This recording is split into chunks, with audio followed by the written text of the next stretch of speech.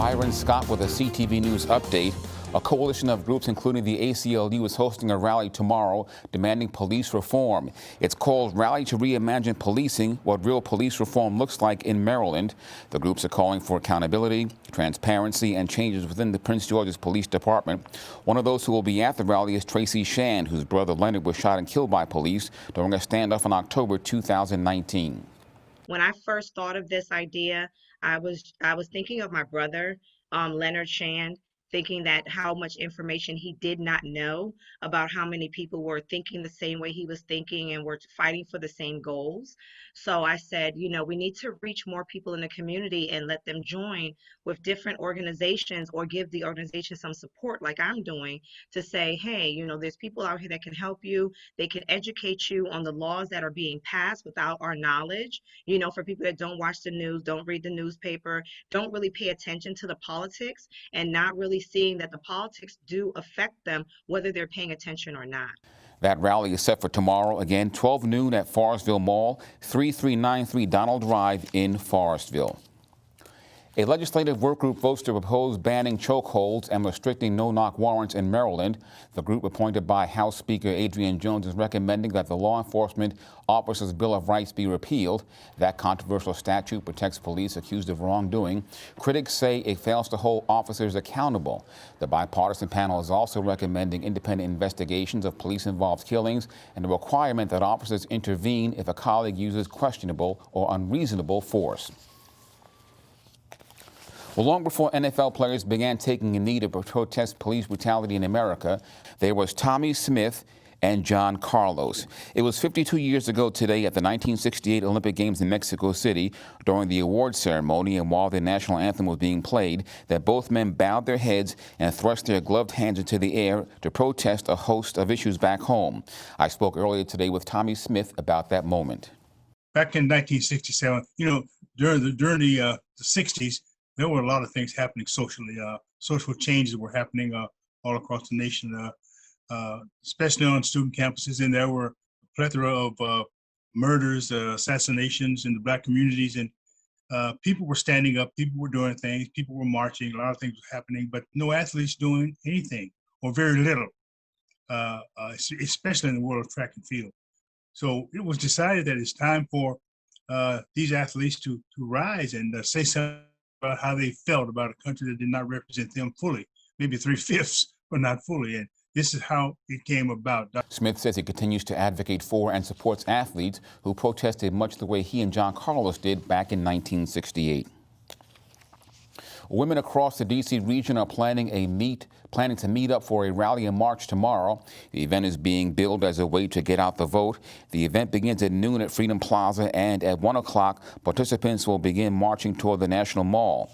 Starting at 3 o'clock, a text-a-thon will take place, where organizers will set a goal of sending out 5 million text messages that encourage women to cast their ballots.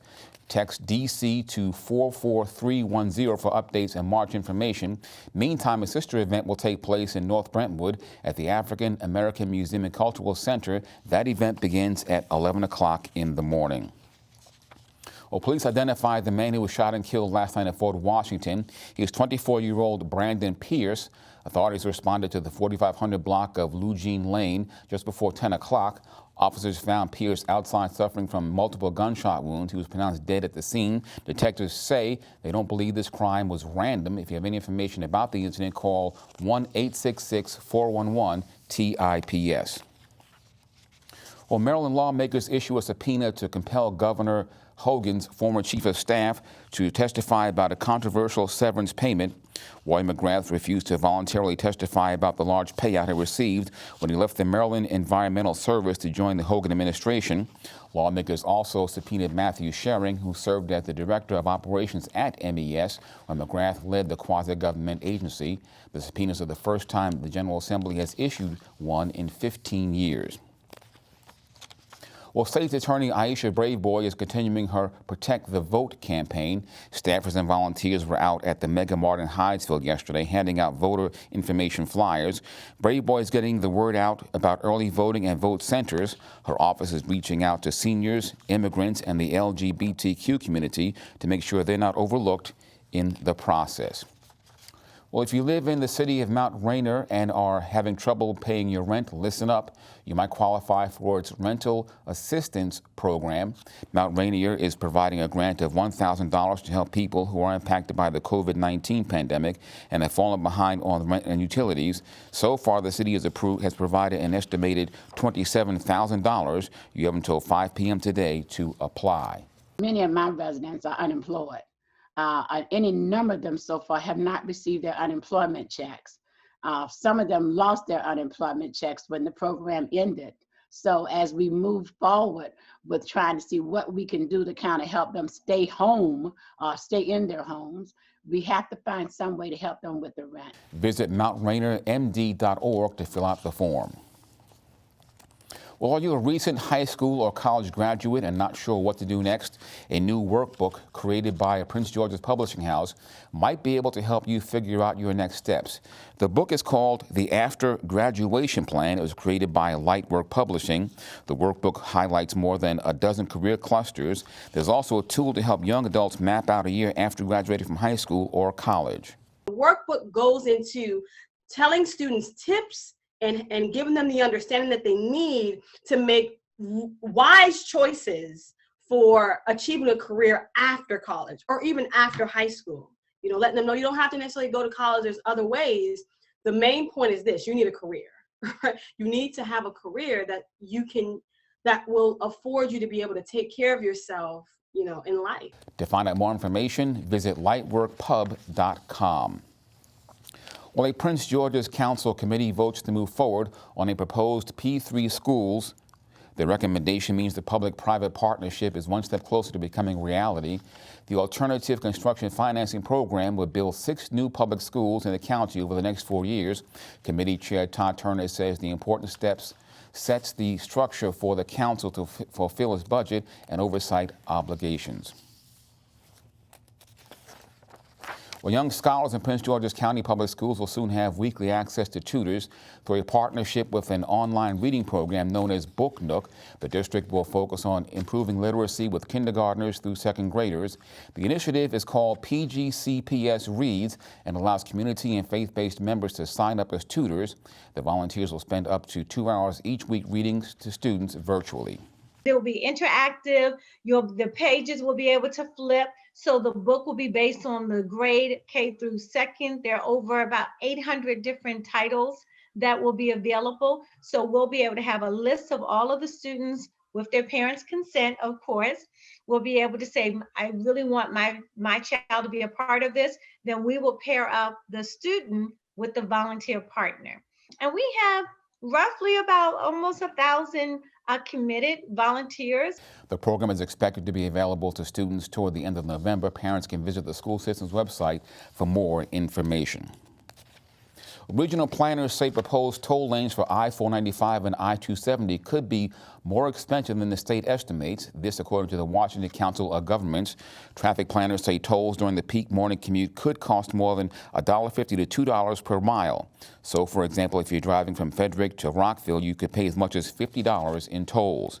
State highway officials want to widen portions of 270 in the Beltway and add toll lanes as part of a public-private partnership. According to COG, the highest tolls would occur in the areas with the worst congestion. State officials call the COG report inaccurate and misleading. Well, if you're heading out tonight, listen up. Prince George's police will be on the lookout for impaired drivers. Officers will be in the southern portion of the county conducting sobriety checkpoints from 8 tonight until 2 in the morning. Remember, never drive under the influence. Well, Maryland emission stations reopen next week. Starting Monday, you can take your car or truck to any emission testing site. Officials say you must wear face coverings and observe social distancing guidelines. Many stations across Maryland closed in March to serve as COVID-19 testing sites. Well, a public awareness campaign is calling on pet owners to scoop it up, bag it, and trash it. The Department of the Environment has released an educational video discussing the dangers of pet waste. Officials say because it contains bacteria, viruses, and parasites, it can contribute to stormwater pollution.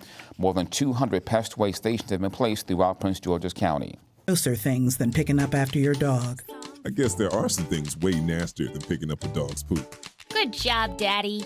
Scoop that poop. Well, the Washington football team heads up to the Meadowlands this Sunday to take on the New York Giants.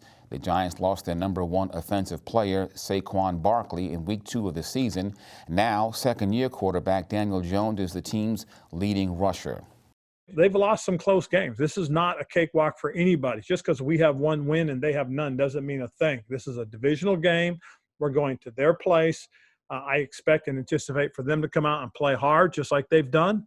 By winning these next 3 games, man, you put yourself in a great spot to win a division, and that's something that we've talked about. You know, obviously we haven't been putting the best product on the field these last couple of games, and we've owned that as players and as coaches. They've got a lot of good quality skill players. If you look at the tapes and watch them play, as we've done, you know that you've got to account for a tight end, 3 wide receivers that are good football players, a running back that they've picked up, in free agency recently that has had a number of successful years in Atlanta. And they got a young quarterback who's got a live arm and is athletic. Daniel Jones is not like a Lamar or Kyler, but he is fast. And I played him 3 years at Duke. You know, I think my senior year he rushed for like 200 yards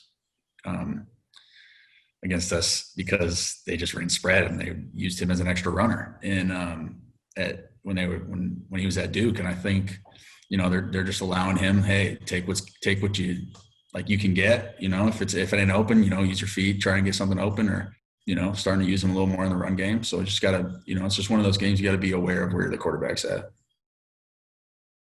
Washington will play the Giants twice in the next 3 weeks, and with Dallas at home next Sunday, the team knows it has a critical stretch of games that could determine the fate of the NFC East this season.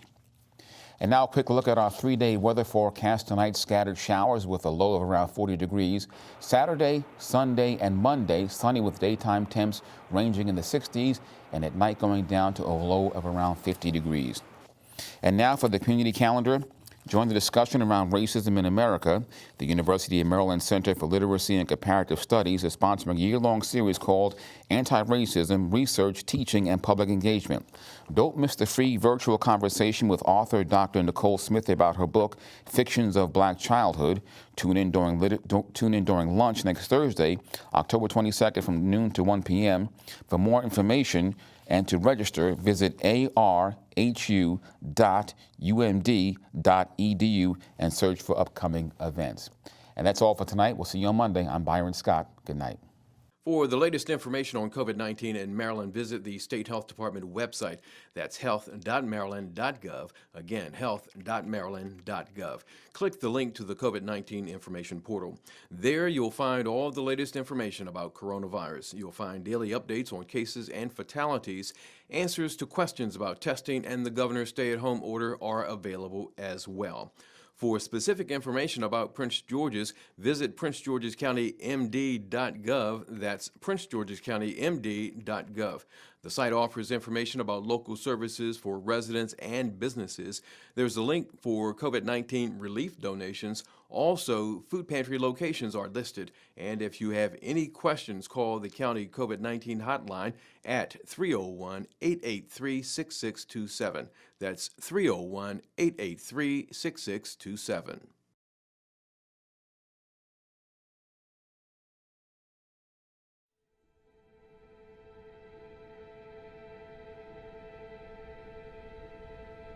I am what child hunger looks like in America.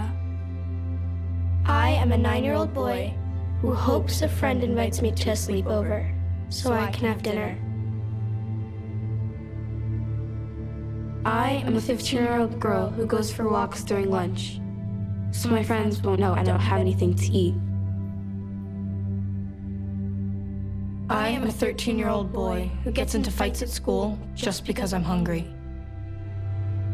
I was created by artificial intelligence from faces of the 1 in 7 American children who struggle with hunger. Kids you pass by every day, but never knew they were hungry.